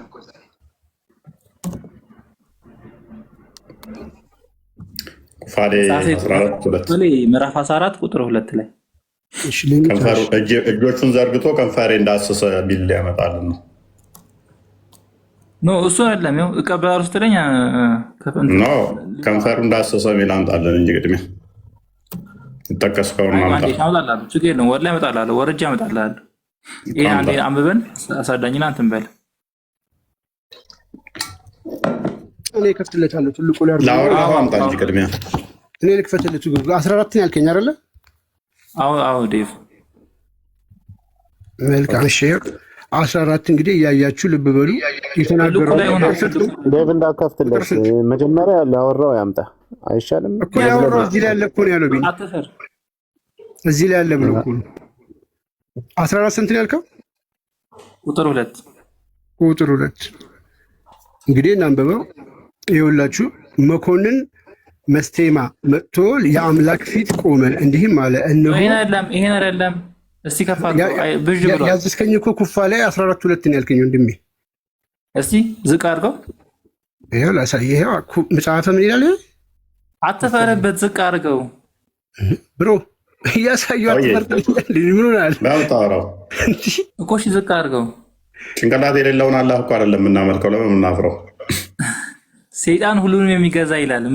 እቀበላለሁ ደግሞ ብለሃል እና ይበላ ካለ እቀበለዋለህ እና ይበላ ገዢ ተብሏል። ከዚህ ዓለም ገዢ ተብሏል። በአዲስ ኪዳንም ያለው ችግር የለውም። ሰይጣን እግዚአብሔርን አዝኖታል። ትቀበለዋለህ? ግን ከንፈሩ እንዳሰሰው የሚል አጥተህ ነው አይደል? ወደዛ ሄድከው። ከንፈሩ እንዳሰሰው የሚል ቃል የለም። አያችሁ እንዴት እንደሚዋሹ እያያችሁ። ከንፈሩ እንዳሰሰው የሚል አውጣለሁ። ኩፋሌ ላይ የለም። ይሄኛው ዝቅ አድርገን አንብበዋ። ወደ ስንት ላድርግልህ? በእናትህ አታልቀስ። በቃ ያዝና ነው ታፍርበታለህ ይላል። ክፈቱልኝ አልከፈተልህ እኮ እዛ ሴት የኔስ እሺ ሀቢቢ አንድ ሁለት እንኳን ሴጣን ለምሳሌ ሆዳቸው አምላካቸው የተባለ አለ። ሆዳቸው የሚያመልኩ አሉ። አምላክ ሆድ ራሱ አምላክ ተብሏል።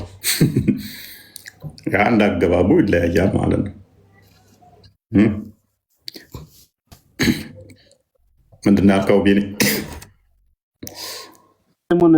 እግዚአብሔር በምሳሌ እንደሚናገርና በደንብ ደግሞ እንደማይታይ ዘጸአት 33 ቁጥር 20 ላይ እግዚአብሔር እንደማይታይ የተናገረበት ክፍል አለ። አይንም ላይ እንደማይችል ሰው አይቶት ራሱ መዳን አይችልም እና ከባህሪው አንጻር ከእግዚአብሔር ባህሪ አንጻር ሰው ሊያየው አይችልም።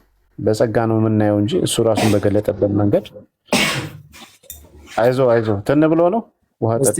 እስቲ አንዴ ልናገር። በጸጋ ማየት ሲባል እንዴት ነው? ለምሳሌ አብራራልኝ። በጸጋ ማለት በተገለጠበት ማለት ነው። ለምሳሌ ሰዎች በሚያዩት ልክ እግዚአብሔር ይገለጣል እንጂ በሙሉ ክብሩ በሙሉ ማንነቱ እግዚአብሔርን አይቶ መዳን አይቻልም። ማንም ሊያየው አይችልም። ቅድም ራሱ ማንም ሊያየው አይችልም የሚለው ፊውቸር ነው። ማንም አላየውም የሚልና እንደገና ደግሞ ማንም ሊያየው አይቻለውም ተብሎ ተነግሯል። ለማንኛውም ዘጸአት 33 ቁጥር 20 ክፈትለትና ከዛ ደግሞ መዝሙር 78 ምንም አስፈላጊ አይደለም። እዛ መሄድም ምንድን ነው? ምን አገናኘው? ምን አስኬደን? እዛ ለምን እንሄዳለን? ያ በደንብ ቅድም ስለተከራከረ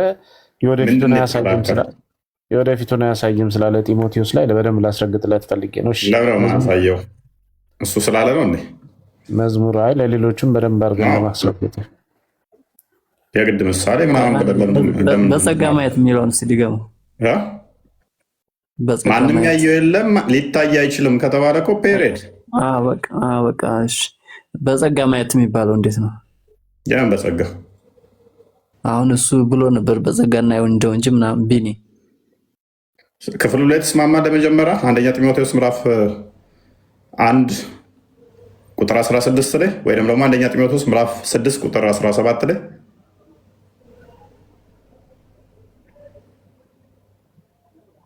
አንደኛ ጢሞቴዎስ ምዕራፍ 6 ቁጥር 17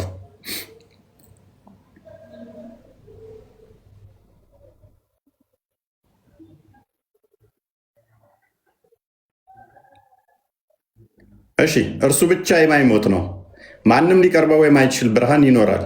አንድ ሰው እንኳን አላየውም። ኢንሴንስ አልታየም ነው፣ ሊያየው አይቻለውም። ትስማማለህ በዚህ? ወጣ ወጥቷል። እፎይ ልጁ ወጥቷል። ግልጽ እኮ ነው። ምዕራፍ 6 ቁጥር 17 አድርገው። ምዕራፍ 6 አንደኛ ጢሞቴዎስ ምዕራፍ 6 ቁጥር 17 ያ ራሱ እኮ ነው። ምዕራፍ 6 ቁጥር 17 አንደኛ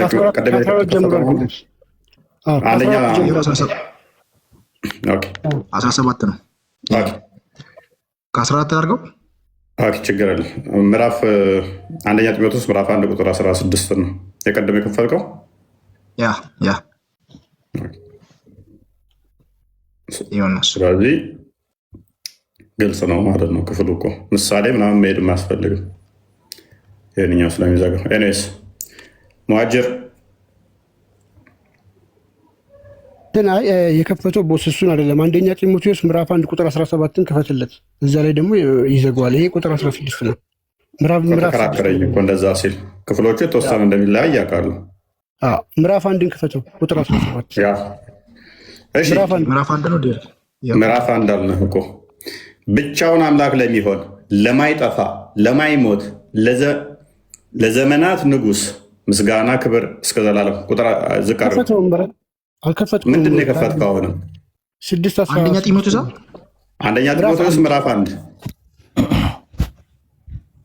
ምዕራፍ 1 ነው። ከዚህ ልክፈትልህ።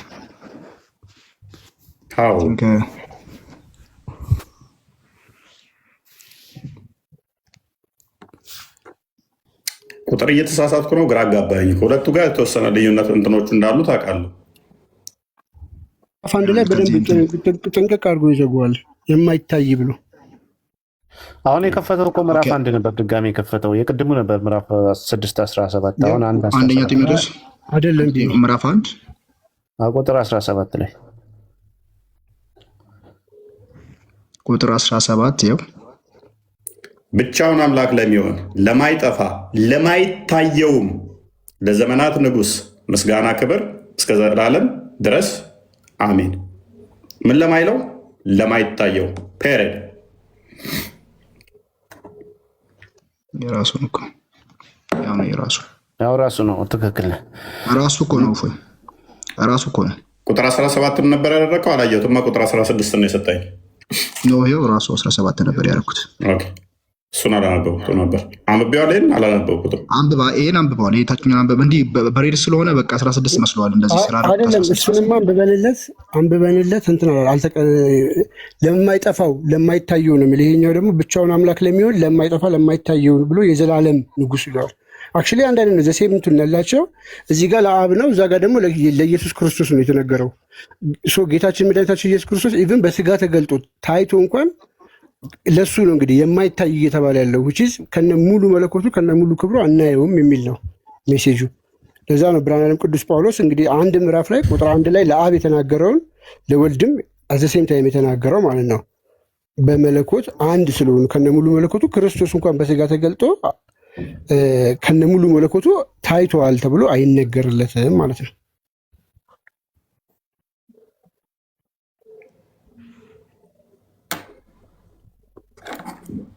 እሺ ሙሃጅር ሚውትን አንስታል ካለ ሰላም አመሻችሁ። እንዴት ናችሁ? ሰላም ነው። ካለ ነው መጣ። እንኳን ደህና ቆያችሁኝ። እንዴት ናችሁ? አለን ደህና። እኔ ለክርክር ወይ ደግሞ ለሌላ ነገር ሳይሆን የፍላጎትና የሀሳብ ጉዳይ ይዤ ነው የመጣሁት እና በዛ ጉዳይ የሚቻል ከሆነ ላውራችሁ በሚል ነው።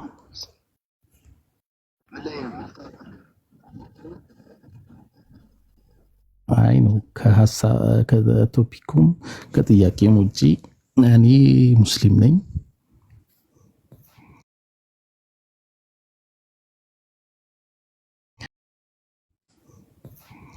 እሱን ደግሞ ማለት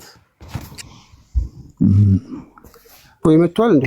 ወጣ መጥቷል። አሁን ተመለሰልፈ አሁን አውራ ቀጥል። ይሰማል? መጀመሪያ ግን ቼክ አድርገው ይሰማል። ኦኬ ስማ፣ በቃ ቀጥልሽ። ሙሃጅር እና ሙስሊም ነኝ። ክርስትና መጠመቅ እፈልጋለሁ አጭሩ። እና ሐሳቢ ደግሞ ብዙ ጊዜ ገብርኤል እሄዳለሁ ሙስሊም ሆኜ ከጓደኞቼ ጋር። ጓደኞቼም ደግሞ ክርስቲያን ናቸው። ከድሮም ውስጤ ላይ ያደረ የሚሆን ከተለያዩ ነገሮች ባየሁት ነገር ክርስትና ላይ ያለኝ ፍላጎት የጸና ነው። ፕላስ ደግሞ ፍሬ በሚሰጣችሁ ትምህርቶች የተለያዩ ነገሮች ተንተርሼ ክርስትናን መቀበል እፈልጋለሁ። ያም የሆነው ደግሞ ሐዋሳ ገብርኤል ቁልቢ ሄጃለሁ ከጓደኞቼ ጋር። ያው በዝም ብዬ ነበር የምሄደው። አሁን ላይ ያንን ውስጤ ላይ ያደገ በተለያዩ ነገሮች በማመንም ጭምር ስለሆነ እና ቁልቢ ገብርኤል ያመቱ ሐምሌ ላይ ይሆናል እና ወደዛ ሄጅ ክርስትና ልነሳ አስቤ ነበረ። አሁን ባለሁበት ሁኔታ ላይ ያን ማድረግ አልችልም እና ያን ለማድረግ የሚያግዘኝ ክርስቲያን ወይ ደግሞ የሚያግዘኝ አካል ካለ ፍቃዳችሁ ከሆነ ብዬ እንደ ጥያቄ ነው። ዞሮ ዞሮ እኔ ክርስትናን መቀበል ትምህርት መማር ነው። ትንሽ ድምፅን ከፍ አድርገው ብዙም አይሰማም እያልኩ ስለው እና ክርስትናን መቀበል እፈልጋለሁ። ስቀበል ግን በገብርኤል ዕለት ቢሆንና ከዚህ በፊት ከጓደኞች ከክርስቲያን ወንድሞቼ ጋር ሐዋሳ ገብርኤልም ቁልቢም ሄጃለሁ። ትንሽ ድምፅን ከፍ አድርገው ብዙም እየተሰማ አይደለም። አይሰማም? እሺ አሁን ኔትወርክ ይሆናል። አሁንስ ትንሽ ከፍ አድርገና ቀጥልሽ። ኦኬ እሺ፣ ኔትወርክ ይሆናል። ምናልባት ከተሰማ አሁን ንገረኝና ላውራ። የሚሰማ ከሆነ ይሰማል አሁን መሰለኝ። እና ከዚህ በፊት ገብርኤል ብዙ ጊዜ ለገብርኤል ቤተክርስቲያንም ከጓደኞች ጋር ሄዳለሁ። ሐዋሳ ገብርኤልም ቁልቢም ሄጃለሁ። እዚህም አዲስ አበባ ባሉት ከጓደኞች ጋር ሄዳለሁ እና የተለያየ ክርስትና ትምህርቶችንም ሰማለሁ። ጓደኞቼም ጋር ያለው ነገር ያለውና ያን ነገር ውስጤ ላይ በማደር የተነሳ ክርስትናን መቀበል ፈለኩ አሁን ላይ እና ስቀበል ግን ቁልቢ ገብርኤል ሄጄ ክርስትናን ብቀበል ደስ ይለኛል። ያን ለማድረግ ደግሞ እኛ ምን እንድናግዝ ነው? ያ እሱ ማድረግ እኮ ትችላለህ። ክርስቲያን ጓደኞች የሉ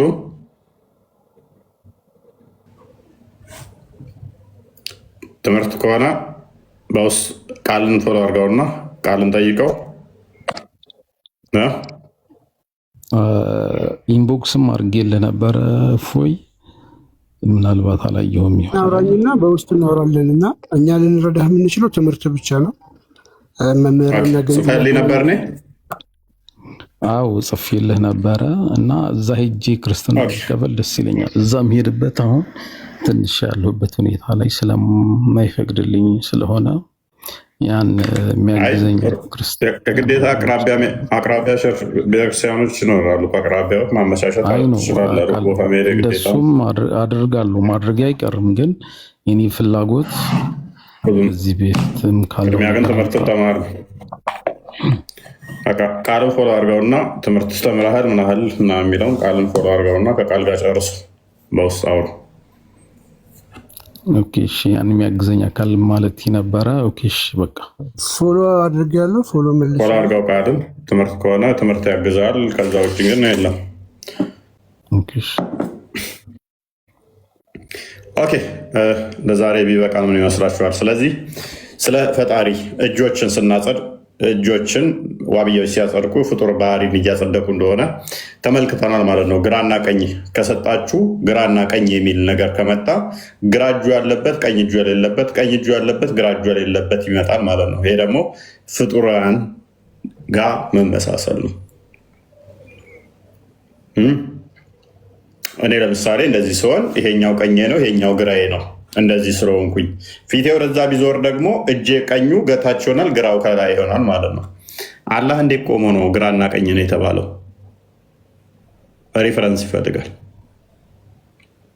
ግራና ቀኝ በራሱ ደግሞ ግራና ቀኝስ ማለት ምን ማለት ነው? አንድ አቅጣጫ ነው። አንድስ ግራና ቀኝ ምንድን ነው? ግራና ቀኝ አብሶሌት አይደለም። ፊዚክስ ተምራችኋል ብዬ አስባለሁ። ሪሌቲቭ ነው።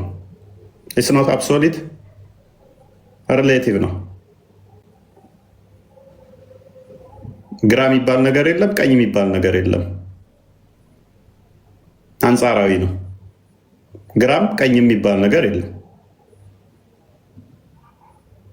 አንጻራዊ ብቻ ነው። ተፍጡራን አንጻር የሚነገር ብቻ ነው።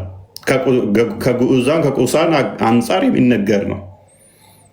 ትንሽ ፊዚክስ የተማረ ሰው ይህን ያውቀዋል።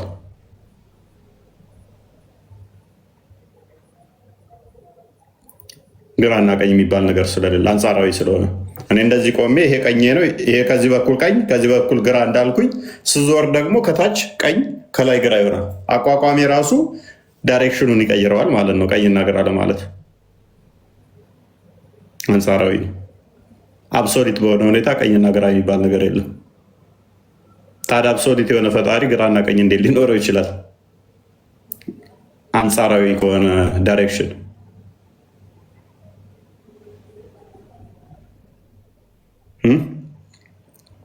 ግራና ቀኝ ያለው ማለት ደግሞ እጆቹ ግራና ቀኝ ናቸው ማለት 1 ሜትር የሚራራቁ 2 ሜትር የሚራራቁ በማላቸው ሳይሜትሪካሊ ምን አለ ማለት ነው? የለያቸው የከፈላቸው ድንበር አለ ማለት ነው።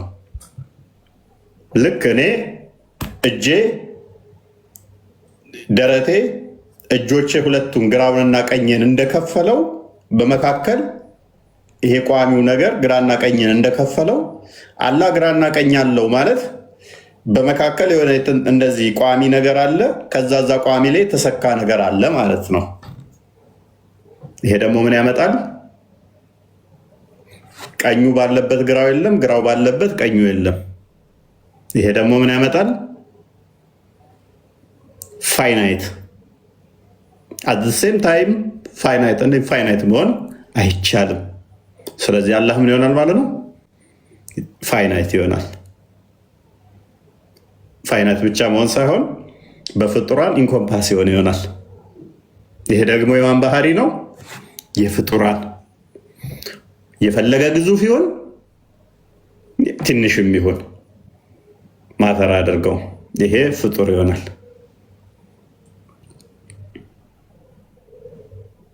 ሌላኛው የቁጥር ችግር፣ ጣቶች አሉት። እጁ ላይ ጣቶች ካሉ 2 እጆች መኖሩ ከኔ ጋር መመሳሰሉ፣ ግራና ቀኝ መኖሩ ከኔ ጋር መመሳሰሉ፣ 5 ጣቶች አሉት። 5 ፋይናይት ነምበር ነው። 5 የሚቆጠር ቁጥር ነው። 5 አላቂ ያለቀ ቁጥር ነው፣ ወይንም ደግሞ ያልቅ ነው። ተቆጥሮ የሚያልቅ ቁጥር ነው። ስለዚህ ያላጣት 1 2 3 4 5 ተብሎ የሚያልቅ ነው። አሁንም ፋይናይት እና ኢንፋይናይት በአንዴ መሆን አይቻልም። አላ ፋይናይት ይሆናል ማለት ነው። እጁ ደግሞ ምን አለው? ኢንድ ፖይንቶች አሉት። ስለዚህ የፈለገ ግዙፍ ነው ብትሉትም አላህ ምን ይሆናል? እስቲል አሁንም የሚያልቅ መጠን ያለው ይሆናል ማለት ነው። ሊለካ ሊሰፈር የሚችል ማለት ነው። ያ ሊለካ ሊሰፈር የሚችለው እጁ ላይ ጣቶች የተገጠሙለት ከሆነ እሱ ምንድነው ማለት ነው? የፓርቶች ስብስብ ነው። ያ የፓርቶቹ ስብስብ ደግሞ እኔ ፓርቶች ያስፈለጉኝ እጄ ጣት ያስፈለገው እጄ እንደዚህ መጨበጥ ማንሳት ስለማይችል እንዲያግዙት ነው። ስለዚህ አላህን አጋዥ ያስፈልጎት ነው ወይ ማለት በራሱ ማድረግ ስለማይችል ሁን እንዲህ ምናምን ብሎ ማድረግ ስለማይችል ጣቶች ለማንሳት ለመሸከሚያ ለመጨበጫ አስፈልጎት ነው ወይ 5 ጣት ያስፈለገው? 5 ብለን ለመቁጠር ፋይናይት ነምበር እንደተጠቀምን እነኚህ ፋይናይት ነምበሮች ፍጡር እንደሆኑ እንደተመለከት ነው ደግሞ 1 2 3 4 5 ለማለት ክፍተቶች አሉ። እነኚህ ክፍተቶች እርስ በርስ የተጠባበቁ ቅርብ የሚሆኑ ሩቅ የሚሆኑ አንዱ ከአንዱ ጣቱ ይለያያል ማለት ነው። 5 ብለን ለመቁጠር ዋን ወጥ ቢሆን ኖሮ 5 ብለን ባላልን ነበር። አይደንቲካል ስላልሆኑ ወይም በቁመት የሚለያዩ ወይም በመጠን የሚለያዩ ወይም በውፍረት የሚለያዩ ስለሆነ 5 ብለን ቆጠር ናቸው። በቁመት ከተለያዩ እችኛዋ አነስ የኛው ረጅም ከሆነ እዚህ መካከል ላይ ምን አለ ማለት ነው? አላህ የሌለበት ቦታ አለ ማለት ነው። የትልቁ ላይ አላህ አለ፣ እዚች ጋ ግን አላህ የለም ማለት ነው። በክፍተት የሚለያዩ ከሆነ ደግሞ ክፍተቱ ላይ አላህ የለም ማለት ነው። እዚች አካባቢ ላይ በአላህ አካላት ውስጥ አላህ የሌለበት ቦታ አለ ማለት ነው። ፍጡር ያልሆነ ነው የሚሆነው ማለት ነው። አይ ፍጡር ያልሆነ ምን አለ? ክፍተት የሚባል ነገር አለ። ፍጡር ነው ከተባለ ደግሞ አላህ ከጊዜ በኋላ እጆቹ ድፍን የነበሩት ወይም ሰነጠቃቸው ወይንም ደግሞ የፍጡር አካልን ላዩ ላይ ገጠመ ማለት ነው። አካላት የሚገጣጠሙበት ከሆነ ደግሞ እሱ መለያየቱ አይቀርምና የሚፈራርስ የሚበሰብስ ይሆናል ማለት ነው። በዚህም መሰረት ደግሞ ወደ ፍጡርነት ይገባል ማለት ነው። እና አላህ በምንም ተአምር ፈጣሪ ሊሆን አይችልም። ስለዚህ እኛ መጽሐፍ ቅዱስ ላይ የእግዚአብሔር እጆች ሰሩኝ፣ ደገፉኝ፣ ክንዶቹ ደገፉኝ፣ የእግዚአብሔር ጣቶች፣ ሰማዮች የእጆች ስራ ናቸው ምናምን እንደዚህ የሚሉት መጽሐፍ ቅዱስ በግልጽ በምን ይዘጋዋል? ሁሉ በእርሱ ሆነ፣ ከሆነውም አንዳች እንኳ ያለ እርሱ አልሆነም። ሁሉ በማን ሆነ? ኮመንት ላይ ጻፉልኝ። ሁሉ በማን የሆነው? ከሆነውም እንኳን አንዳች ያለ እርሱ አልሆነም። በማን ነው ሁሉ የሆነው? ኮመንት ላይ ጻፉልን እስኪ። ሁሉ በእርሱ ሆነ፣ ከሆነውም እንኳ ያለሱ አንዳች የሆነ ነገር የለም። በማን የሆነው? በቃል። ስለዚህ ሰማይ እጆች ስራ ናቸው፣ እጆች ሰሩኝ ፈጠሩኝ ምናምን ቢል ሁሉ በቃል ነው የተፈጠረው ማለት ነው። ሁሉ በቃል ነው የተሰራው ማለት ነው። ቆላሲያስ ምዕራፍ 1 ቁጥር 15 ላይ ሁሉ የሚታዩትም የማይታዩትም የእርሱ ስራ ናቸው። የወልድ ክርስቶስ። ኤፌሶን ምዕራፍ 2 ቁጥር 10 ላይ እኛ ፍጥረቱን እንመላለስ ዘንድ አስቀድሞ መልካሙን ስራ ለመስራት እግዚአብሔር በክርስቶስ ፈጠረን። ዕብራውያን ምዕራፍ 1 ቁጥር 2 ላይ ሁሉን ወራሽ ባደረገው በልጁ እኛን የፈጠረ እንደሆነ ሁሉ በልጁ እንደተፈጠሩ ዕብራውያን ምዕራፍ 1 ቁጥር 3 ይናገራል። ኢዮብ ምዕራፍ 33 ቁጥር 4-5 አካባቢ እስከ 6፣ መዝሙረ ዳዊት ምዕራፍ 33 ቁጥር 6 እስከ 7 ሰማዮች ሁሉ በማን እንደተፈጠሩ ይናገራል። በእግዚአብሔር ቃልና እስትንፋስ።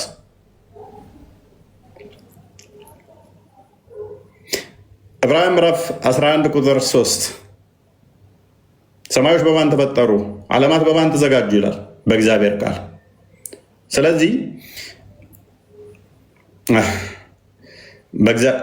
እጆች አበጁኝ የእጆች ስራ ምናምን ቢሉ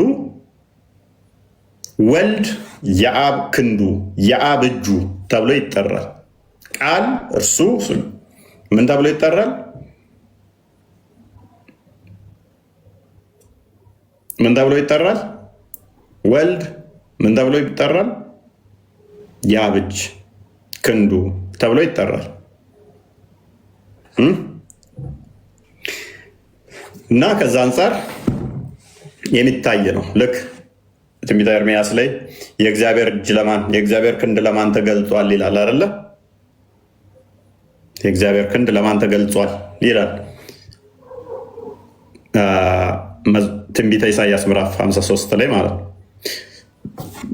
ዮሐንስ ሲመጣና ምዕራፍ 12 ላይ ዮሐንስ ምዕራፍ 12 ላይ ያንን ይተረጉመዋል ማለት ነው።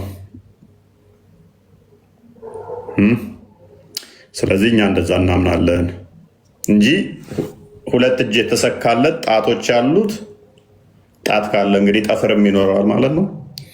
ከዛ ግራና ቀኝ የሆነ እንደዛ ነገር ይሄ ፍጡር አምልኮ ነው። እንደዚህ ብታምት ከሆነ ግራና ቀኝ ያለው እነኚህን የምታመልክ ከሆነ ሊትራሊ ፍጡር ነው እያመለክ ያለው፣ ፈጣሪን አይደለም።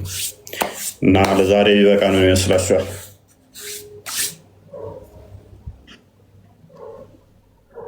ሰማለን። እናመሰግናለን ቦስ።